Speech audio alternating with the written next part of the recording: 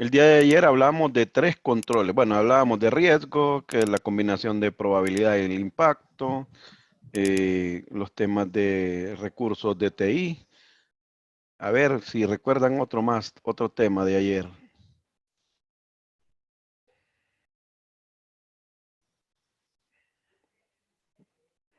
A ver, ¿tuvieron oportunidad de ver el folleto?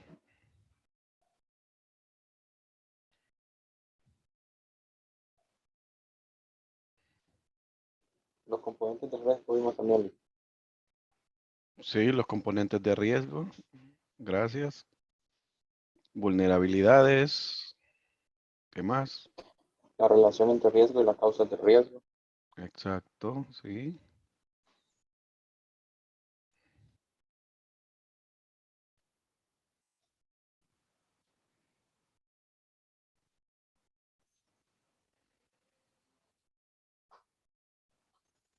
Hay un tema más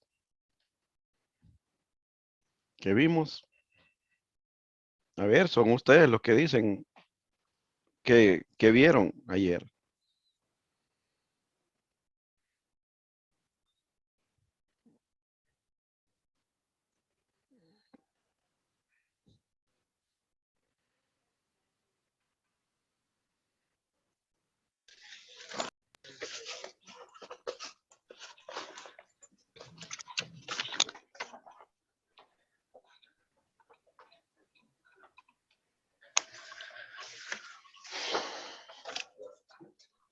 Bueno, dígame alguien un control detectivo.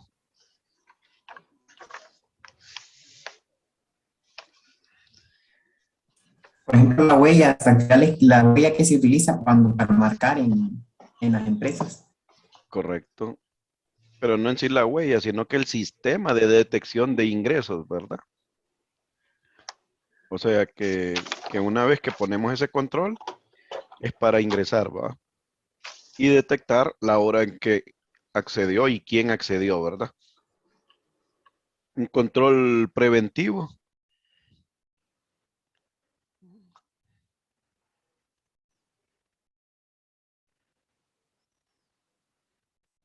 El candado en una puerta, Muy bien. Y correctivo. Los que obligan a tomar una acción correctiva para resolver un problema. Detectado por los controles detectivos, ¿verdad? Pero ¿cuál tendríamos de ejemplo? Bueno, no existe relación de uno a las causas de riesgos y controles. Puede haber para un riesgo varios controles y ya vimos por ejemplo, el número de secuencia preimpreso que actúa como contra las causas de riesgo, en la cual está el doble procesamiento de una factura o la pérdida de extravío de una factura, ¿verdad? Entonces, también hay otros conceptos importantes que debemos manejar, como son las pruebas de auditoría. Desde el punto de vista de cuando ejecutamos una auditoría, la podemos ejecutar manualmente o con ayuda del computador, a las cuales le llamamos CATS, que sus siglas son Computer Audit Assist Technique. Desde el punto de vista o tax también se puede llamar, o sea, técnicas de auditoría asistida por computadora, o sea, tax, técnicas de auditoría asistidas por computadora. Ese es español, ¿verdad? Desde el punto de vista de su aplicación, o sea, ya no de ejecución, es aplicación discreta, que son las pruebas manuales, que a veces se hace con pruebas manuales, y aplicación continua, o sea, con pruebas CATS. Entonces, también en aplicación se puede aplicar una manera, por ejemplo, solo revisar papeles, por ejemplo, un parqueo, solo revisar los boletos, y eso le damos el tema manual. Pero si revisamos el sistema de marcación o sí, de marcación, como hay ahora en los supermercados, que ahora ponen una máquina que es la que cobra, no es la persona, entonces le aplicaremos una prueba CATS porque a mayor volumen por ejemplo, el universo de transacciones, podría ser muy grande, necesitamos mejor la computadora porque ya con sistemas digitales ya podemos ver cuántas personas les cobró, con qué billetes les cobró, de qué manera pagaron el estacionamiento del centro comercial, etcétera. Desde el punto de vista perdón, no estoy grabando, tengo que grabar. Recording in progress. Estamos en la clase del día 26 de enero del 2022, clase de Auditoría de Sistemas 1.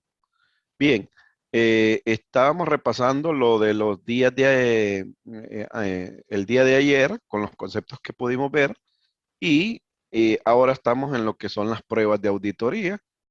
Nuevamente repetimos desde el punto de vista de ejecución. Puede ser manuales o asistidas por computadoras, las famosas CADs, que van a escuchar en el entorno de auditoría.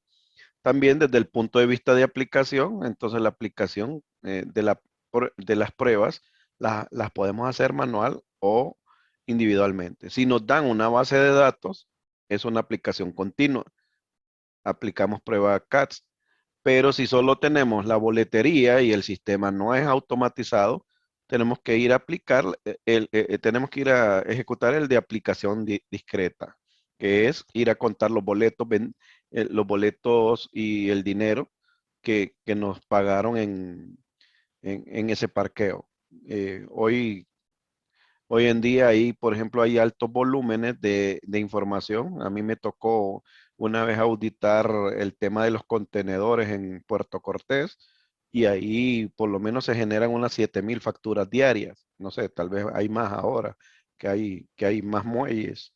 Entonces, era casi imposible sacar la totalidad y auditar todos esos contenedores y todo lo que se está pagando por la mercancía eh, eh, de manera manual, ¿verdad? Tendría que ir uno a algo discreto, solo probar manualmente alguna muestra, pero no es tan significativa como agarrar, por ejemplo, un manifiesto electrónico que viene desde cada barco que envían al puerto para saber qué trae la mercancía, ¿verdad? Desde el punto de origen. Ahora vemos desde el punto, entonces perdón, ahí era necesario tener un sistema CATS o una prueba que me permita agarrar el universo de transacciones y poder hacer mis tanteos, mis evaluaciones, como que yo agarre en un Excel y empiece a hacer los cálculos. No es lo mismo agarrar un Excel que hacerlo a mano, ¿verdad? Ok. Desde el punto de vista de su objetivo, hay dos enfoques de pruebas de auditoría que se realizan. Tanto la prueba de cumplimiento, también llamadas pruebas de control, verifican el grado de cumplimiento o funcionamiento de un control. Si a mí me dicen que están cerradas las bodegas, las bóvedas de un banco, tengo que ir a probar si realmente están cerradas, si tienen mecanismo de control y si funciona el mismo, el mecanismo de retardo, etcétera. Eso se realiza con una prueba de cumplimiento. Ahí se puede ver si el control está solo en papel o está realmente funcionando. La otra prueba es la prueba sustantiva. A veces cuando ya no cumple o sea, no tenemos en cumplimiento algún objetivo, digamos, un control eh, que no existe, pero debería existir, lo que podría yo es sacar, por ejemplo, las pruebas sustantivas, también llamadas pruebas de riesgos, y es sustentar con cifras y determinar el grado de ocurrencia de algunos eventos, hechos o riesgos que se hayan materializado dentro de la empresa. Entonces, si ustedes me dicen, no hay un control de asistencia, no, este control no existe, ya no le tengo que hacer prueba de cumplimiento porque sé que ya no existe. Entonces, voy a hacerle una prueba sustantiva y voy a preguntarle a la gente, bueno, la gente llega tarde, llega temprano, me siento y empiezo a ver la entrada de las personas y saco cifras y eventos. Han ocurrido, entonces le reflejo en mi informe a la administración que por falta de controles y no estarse cumpliendo esos controles, lo que está ocurriendo es una fuga, digamos, de dinero. Entonces yo tengo que sacar el sustento. Mire, por cada vez que una persona le dice el sistema no hay dinero en un cajero automático, ustedes están perdiendo de dar un servicio porque están pagando por ese servicio y no se les está brindando.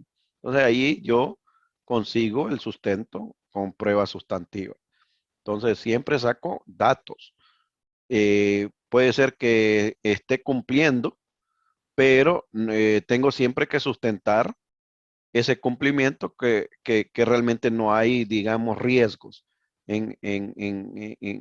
por ejemplo, un parqueo que están entrando y alguna gente no le están dando boleto. Entonces yo sustento y yo digo, bueno, esta persona, ¿por qué no le dieron boleto? Yo encontré que habían tantos carros, tantos vehículos ingresaron, levantó la tranca para entrar al vehículo, pero que no les cobraron a todos. Entonces, ¿qué está pasando? El control no se está cumpliendo.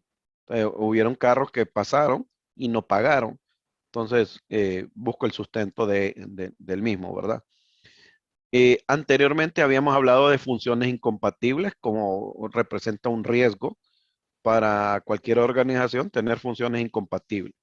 Las funciones incompatibles para propósitos de control contable son aquellas que colocan a cualquier persona en posición tanto de cometer errores o irregularidades en el curso normal de sus deberes. Entonces, errores se refieren a errores no intencionales y irregularidades se refieren a distorsiones de estado financiero, a desfalcos, a actos de malversación, etcétera. O sea, ya hay una intencionalidad en cuanto a una acción, ya no es un error. Ejemplo de funciones incompatibles a nivel de funciones operativas en temas de tecnología, de ingresar valores. Por ejemplo, está un caso de ser cajera y llevar el control de cuentas por pagar. Esta función no es compatible, realmente no la debería estar haciendo un programador y es a la vez operador. O sea, el programador hace un programa de cálculo y opera una función y hace los backups. Entonces no puedo después venir a decir que el programador no hizo un fraude porque en realidad también es operador. Entonces, como él sabe de programación y, y tiene control, por ejemplo, en el cierre diario de las aplicaciones, él podría manejar los datos a su favor y cometer un fraude, digamos. Ser bibliotecario y programador, al final un bibliotecario, la función de un bibliotecario es guardar el, los programas para que los programadores en ambientes, cuando están desarrollando, hay dos ambientes, uno de desarrollo, en realidad hay tres, ¿verdad? Hay uno de desarrollo, hay uno de pruebas y hay uno de producción. Pero el bibliotecario es el que se encarga de ponerle los programas en el computador de desarrollo para que el programador o analista desarrolle los programas. Pero este bibliotecario es el que sube los programas a producción. Entonces, el bibliotecario no puede ser programador tampoco porque es juez y parte. En realidad, las funciones incompatibles son las que nos convierten en funciones dentro de la empresa en juez y parte. Un administrador de redes no puede ser administrador de base de datos, debería estar separado. Hay muchas empresas que los tienen juntos, que ponen esos que le llaman los todólogos y obviamente vamos a ir nosotros en una revisión a determinar que hay funciones incompatibles. Ser programador y operador, etcétera. Ser programador, ¿qué operador de aplicaciones puede ingresar a cambiar datos? El que revisa y controla operaciones no debe ingresar datos ni actualizar o postear.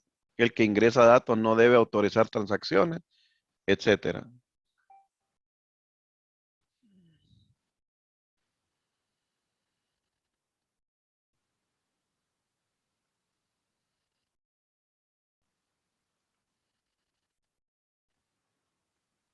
Permítame.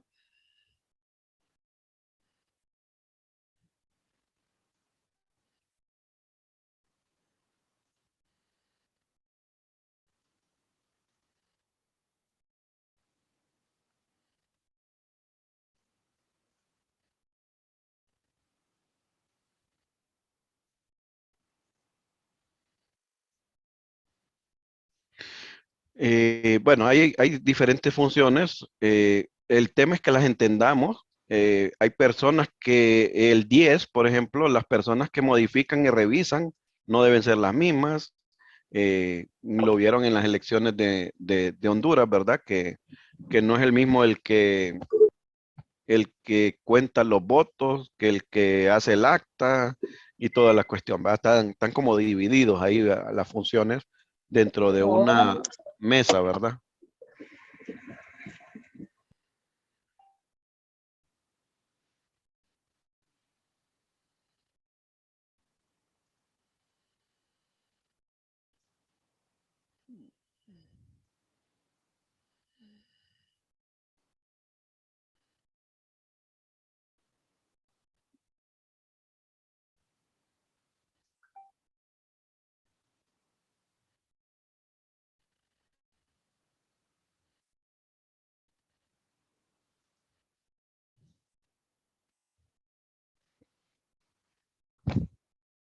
Que las funciones de seguridad interna de TI, de existir, debe depender de la gerencia de TI, por ejemplo. La parte de seguridad interna debe pedir permisos o de acciones, no puede ser absoluto. Hay muchas cosas de funciones que debemos revisar como compatibles. Hay también otro concepto eh, de controles compensatorios. Son controles que se implementan para minorar la exposición a errores o irregularidades, a riesgo, a falta de controles ideales. A veces podemos decir, bueno, por ejemplo, limitaciones sobre el acceso al equipo y a la biblioteca de datos, la eficaz supervisión y rotación de personal al uso de conteo. Bueno, digamos, tengo personas con funciones incompatibles o de alto riesgo, entonces lo que yo podría hacer es rotarlos bueno, un día tengo una persona y después tengo otra persona, al mes pongo otra persona y así estoy rotando. Entonces al final le pongo como algo compensatorio eh, eh, para darme cuenta, por ejemplo, de que algo, de una irregularidad, un tema de exposición a errores o irregularidades, ¿verdad? Entonces son lo que llamamos los controles compensatorios. En cierta medida, ayudan cuando las organizaciones, eh, por ejemplo, llega una auditoría y dice, ahí tenés un riesgo de asalto, por ejemplo, pero tengo tal vez un seguro para compensar la pérdida por ese asalto. Entonces, no puedo decir que no me van a asaltar, pero sí tengo de manera compensatoria un seguro adquirido para que no haya tanta pérdida. Entonces, a veces no es fácil implementar un control, pero mientras ese control se da, podemos tener algo compensatorio para para que el riesgo no se llegue a manifestar. No es, como dice, queremos los ideales, ¿verdad? Digamos, yo quisiera que hubiera un detector de metales para detectar armas en una agencia, pero como es muy caro y hay que hacer el trámite para comprarlo y todo, por mientras yo puedo ponerle un detector de esos de batería que el guardia esté revisándole mientras compramos el otro, ¿verdad? Que no molesta estar revisando la persona si viene armada o algo así, ¿verdad? Un recinto. Entonces, se emplea un control compensatorio, pero eso ya es algo penoso, ¿verdad? Algo como que estar registrándole a ver qué trae, etcétera, ¿verdad?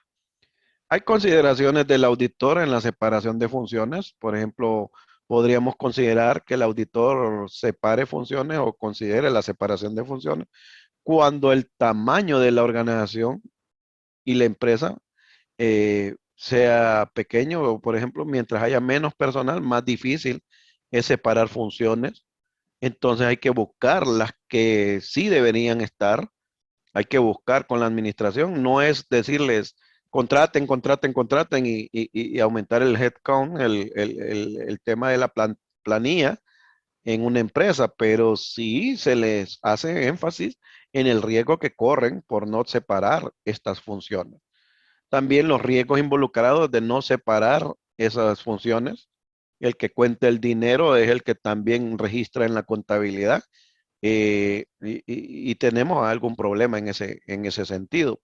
Se le puede decir, hay un riesgo involucrado, hay plata de por medio y le podrían estar jugando la vuelta con estados financieros no reales, con ingresos no acorde a lo que realmente, a lo que es la realidad del negocio.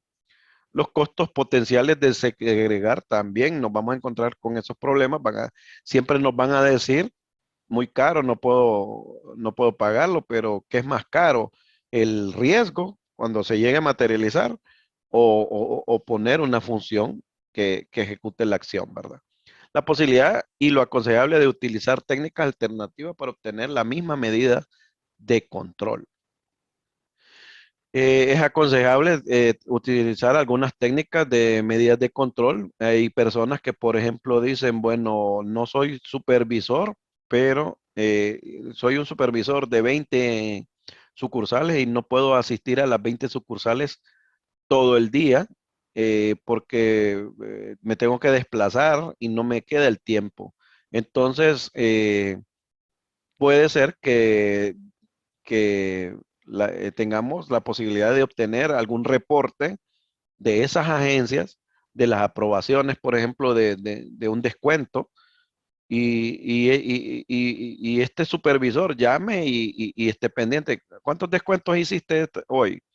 ¿Cuáles fueron? Enseñámelos y revisamos quiénes eran los clientes, etcétera, porque tengo una alternativa de buscar en un reporte, pero no voy a revisar la totalidad, pero sí tengo técnicas alternativas para medidas de control, ¿verdad? Para que no me estén jugando la vuelta solo porque no puedo ir, digamos, medidas de control en una agencia foránea, una agencia muy lejana dentro de una empresa, tengo que buscar las técnicas o medidas para ir viendo o mitigando los temas de supervisión, ¿verdad?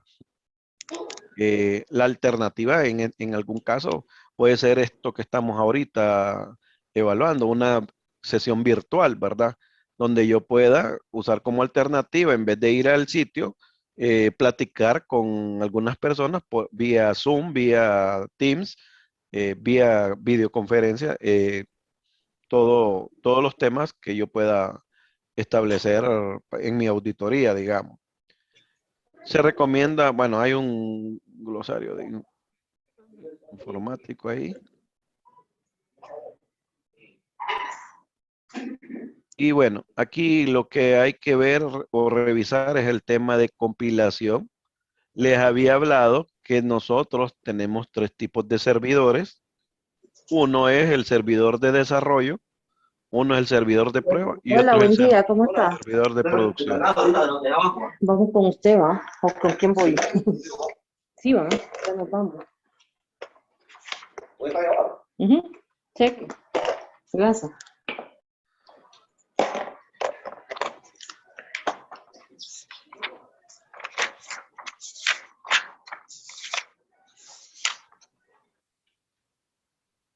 Ok, disculpen la interrupción por ahí.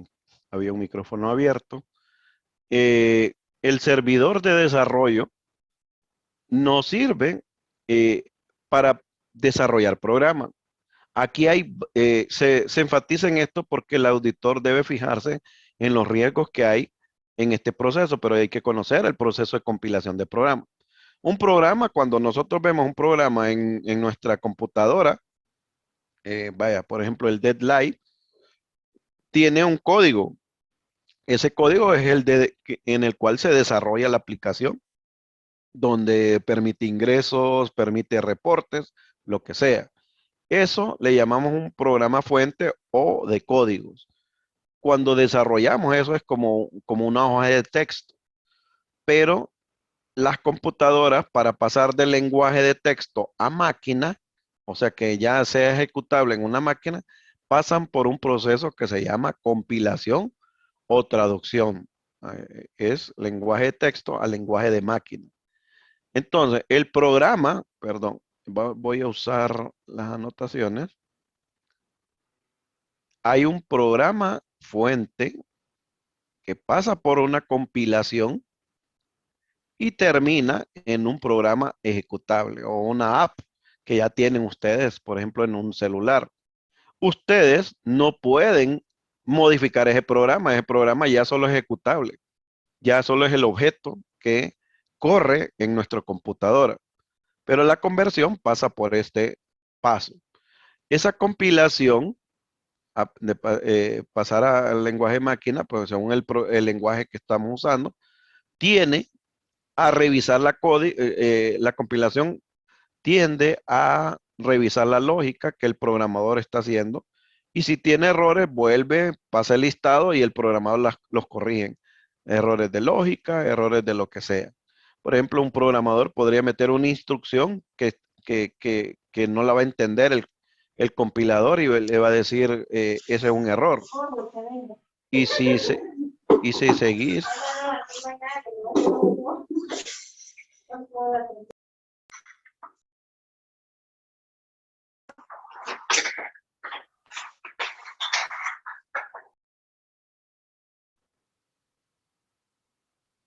Anderly, Virginia, por favor. Ahí tienen. Está abriendo el micrófono. Listado de errores. Encuentro el problema y lo corrijo. Una vez que ya corre bien el programa, porque acuérdate que el programa puede no correr y se me queda pegado o algo así. Entonces hubo un problema en la lógica del programa y falla. Una vez que yo ya tengo el programa, por ejemplo, de registrar información, ya tengo el ejecutable y voy a pruebas, a un servidor de pruebas, donde empiezo a meterle datos, a ver si el programa funciona bien. Como ya está el programa bien, eh, también cuento con un código de programa fuente para este ejecutable. O sea, estos dos tienen que ir juntos a la hora de que yo quiera enviar a producción. Hay un listado de compilación también que me generó ya sin errores.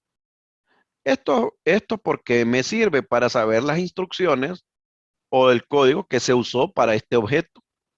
¿Por qué? Porque después voy a auditar. Por ejemplo, si este programa tiene eh, eh, una instrucción maliciosa, es decir, un fraude, se metió acá, yo puedo ir a ver el código del programa fuente a ver dónde estaba el problema. Un ejemplo, vaya, las elecciones. Hay un programa que cuando ingresa uno un acta de diputado, a- calcula un cociente y le va dando cociente a cada diputado. Si yo vengo y abro el programa, no lo puedo verificar aquí. Tengo que ir al fuente y preguntar qué instrucciones y qué líneas hay. Y, por ejemplo, yo podría ver en una línea que diga que al diputado tal, póngale más cociente en una variable, digamos. Entonces, lo que hice fue encontrar un fraude en el código fuente que tiene este sistema de votaciones en una elección, ¿verdad? Entonces, yo empiezo a ver quién fue, quién lo compiló y esas instrucciones, tengo que ir a ver qué pasó cuando se pasó de pruebas, se pasó por pruebas. ¿Quiénes lo probaron? Tales personas. ¿Y funcionaba bien? Sí. Pero obviamente no probamos para todos los diputados, probamos para 2, 3, 4 diputados y funcionaba bien los cocientes. Pero no se detectó tal vez el fraude, porque no se probó con esos diputados que estaban en el código alterado. Pero sí debió haber pasado por alguna inspección, ¿verdad? Obviamente, cuando ya está todo correcto, cuando ya dijeron en pruebas que todo estaba bien, tiene que venir alguien que se llama bibliotecario y pasarlo a producción. El servidor de producción es el que ya tenemos en ejecución con la realidad del negocio. Si usted va al Arash, por ejemplo, a comprar algo, usted le están vendiendo y le están facturando en línea y va la contabilidad en línea. Nada de pruebas ni datos de pruebas. son los datos reales del servidor de producción, que es el que atiende directamente al cliente. Entonces, cuando se pasa, también se pasa a la documentación técnica, que es en los manuales de la aplicación para ver que todo vaya bien. Y al final, todo se deja en una biblioteca eh, que nos sirve eh, para, para desarrollo, ¿verdad? Perdón.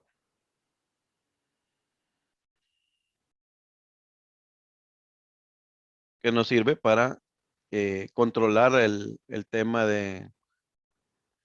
Y a veces en la biblioteca guardamos los códigos fuentes, los objetos y a veces tenemos que tener un backup externo, es decir, si se quema el edificio, pues ya lo tengo en otro lugar, toda esa documentación de los programas. ¿Por qué es importante que que el auditor conozca de este tema?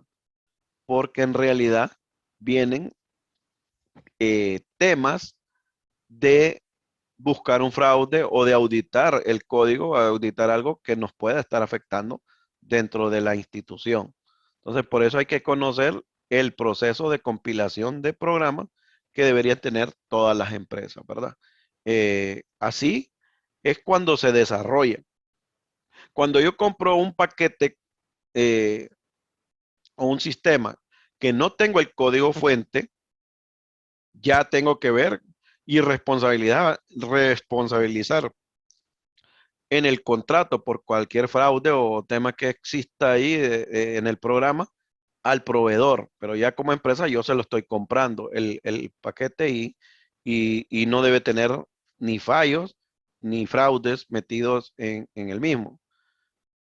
Algo muy importante que yo debo manejar desde ya es que en el servidor de prueba solo van a entrar las personas que prueban, pero no los desarrolladores. Los desarrolladores o programadores deben estar solo en ambiente de desarrollo y esto está más adelante, lo podemos ver, permítame. eh,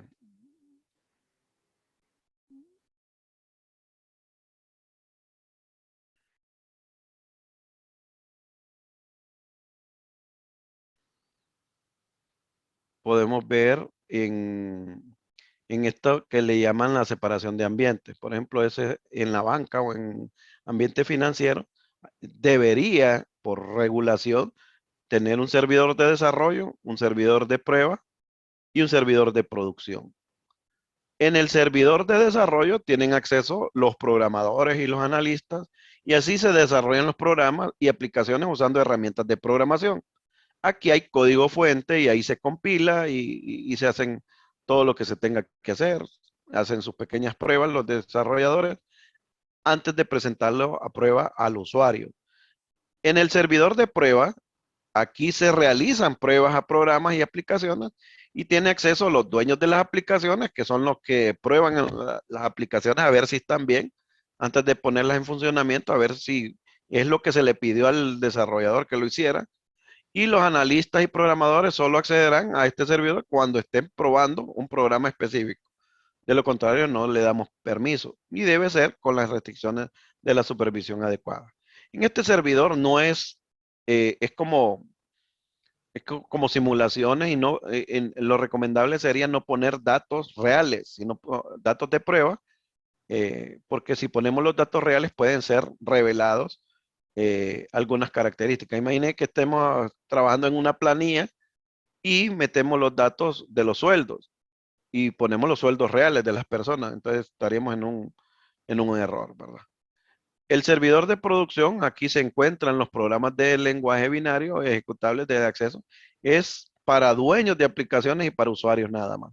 Aquí no puedo poner ni compiladores tampoco, porque lo único que estoy pasando a producción son lo que llamamos los objetos o los ejecutables. Entonces, no puedo tener acá eh, a programadores y analistas y no puedo tener acá programas fuentes y compiladores, ¿verdad? Entonces, ahí plenamente solo hay datos reales y aplicaciones corriendo en el computador.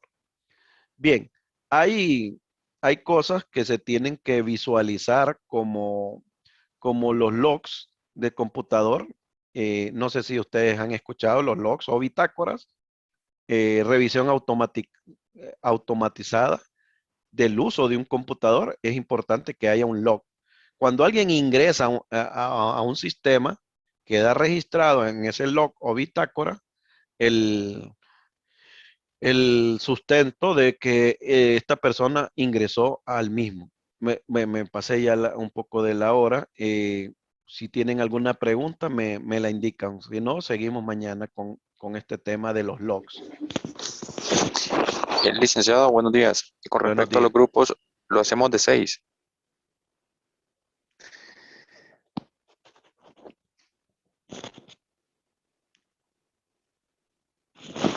Licenciado, ¿lo hacemos de 6 o lo hacemos de 5? Lo, ha- lo hacemos de 5. Ok, gracias. Bien. Bueno, me avisan porque el lunes ya tengo que empezar a estructurar los grupos. A ver si mañana ya los tienen conformados.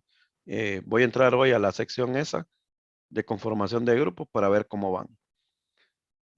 Eh, Tengan un buen día y nos vemos el día de mañana. Gracias, Lick. Buen Buen día. día. Pongan presente en la parte donde dice chat.